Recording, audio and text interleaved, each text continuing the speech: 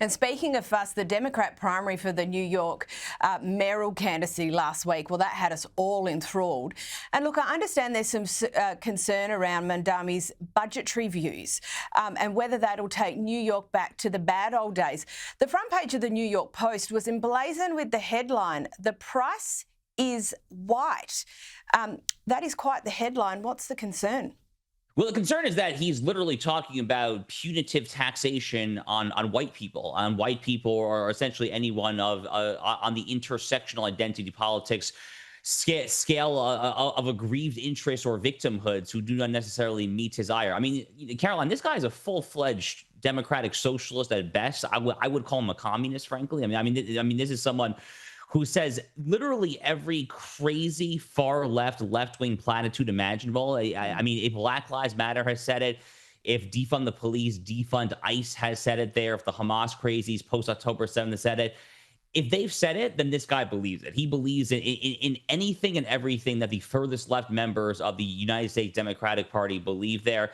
This is someone who was condemning Israel within minutes of the October 7th pogrom that slaughtered more Jews than any day since Adolf Hitler and the Nazis. I mean, this is someone who literally everything that comes out of his mouth is basically ripe for a Republican National Committee opposition research. Yeah, because you just can't make this stuff up. I mean, it's almost too good to be true, which I think is why a lot of national Republicans are actually wetting their chops in preparation for trying to run against Mamdani and trying to project him as the face of all Democrats come fall 2026. The obvious problem is that if you live in New York City, you have to suffer under this guy who's likely to become the next mayor, unless Eric Adams, the incumbent, can pull off a major upset. He's not running as an independent. Probably not going to happen. His approval ratings are very, very low at the moment. I certainly hope that it does happen there.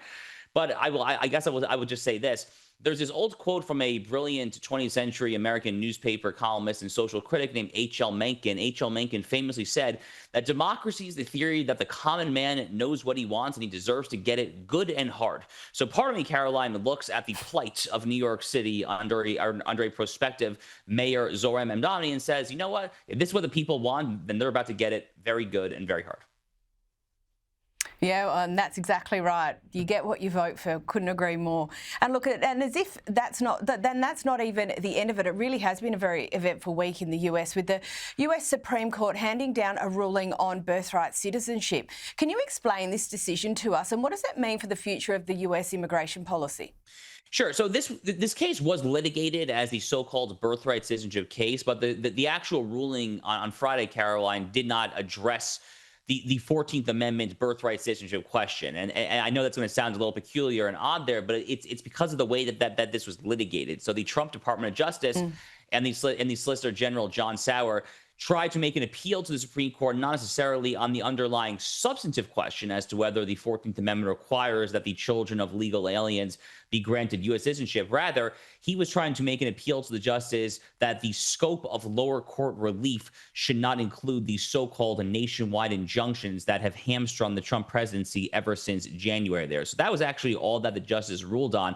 Now, having said that, with that large caveat, I'm pleased to report that it was a fantastic ruling. It was a fantastic 6-3 ruling written by Justice Amy Coney Barrett, one of the more moderate Republican nominated justices on the court, a justice who I certainly have been critical of at times myself. But I was just deeply pleased reading this because Amy Coney Barrett was really bringing the fire there. And she was adamant and insistent that the judicial power of which the United States Constitution speaks simply cannot countenance these sort of nationwide injunctions by which a rogue lower court, district court judge out in Hawaii or Florida or Maine or New Hampshire, or whatever, can just bring the entirety of the nation to a halt there. This is completely anathematic to the American constitutional design. Really, the craziest part of this was the fact that it had to be litigated this far at all, and that you had the 3 liberal justices who nonetheless found themselves in the dissent. Ketanji Brown Jackson in particular, who was the lead dissenter, was just absolutely torn to shreds by Amy Coney Barrett. It was really beautiful victory, I would say, for the United States Constitution in our elaborate constitutional structure. Yeah, very interesting. And look, we have a not dissimilar structure here in Australia, but obviously some of those technical differences really do make a substantive difference. Now, some pretty extraordinary scenes in the Middle East this week, or in recent weeks, I should say. It's been going on for some time, and obviously the US administration working closely with the with the Israelis on those Iran strikes. But following that, Trump has slammed Israeli prosecutors over Netanyahu's corruption trial. Now, what's this all about, and are there any potential impacts?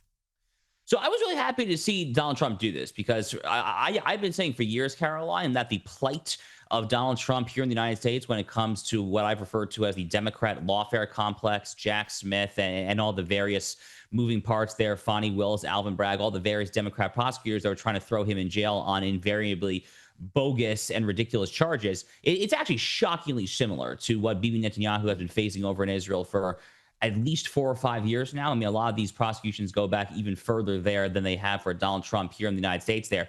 And, you know, I don't live in Israel. I'm not an expert on each and every case there, but broadly speaking, they're based on what I reviewed. I mean, this is just extraordinarily silly stuff. I mean, the Netanyahus accept cigars from a donor and that therefore he's the most corrupt person in the world there. It's patently silly. And it's made even more silly by the fact that during the 12-day war, the war against Iran that was just extraordinarily successful for both Israel and the United States there, they were literally trying to drag Netanyahu and to depose him during the midst of this conflict. The day after the war ended, if I'm not mistaken, the judge in Tel Aviv put out a writ to say, okay, Mr. Prime Minister, now come back to our court there. It's just totally ridiculous. And it speaks of a far left deep state rot, not just in the United States, not just in Israel. Frankly, a lot of first world democracies face a very similar problem here where you have a judiciary and a deep state prosecutorial apparatus working hand in glove there. So for all those reasons, I was very happy to see Donald Trump speak out in favor of his friend and ally, Bibi Netanyahu, because they're actually in a shockingly similar predicament. The good news is this very happy ending for now to the story is that the court actually immediately moved after Donald Trump posted his second of his 2 Truth Social posts to try to expedite some sort of rapid, swift conclusion to at least one of the corruption trials. So already Trump is getting results. A very interesting observation there. Now, another theme about the US involvement in this conflict in the Middle East is apparently this split amongst conservatives about the extent and for how long the US is involved. So there was a piece in the Australian media this week titled Trump's base backs his war as long as he keeps the peace. Does this sum up the sentiment? So, Caroline, I have to be candid. This is a very common sentiment, by the way. This is not just in Australia. The American media has been reporting much the same thing over and over again. We hear about this there's a rift, they say, in MAGA. There's a crushing divide within MAGA.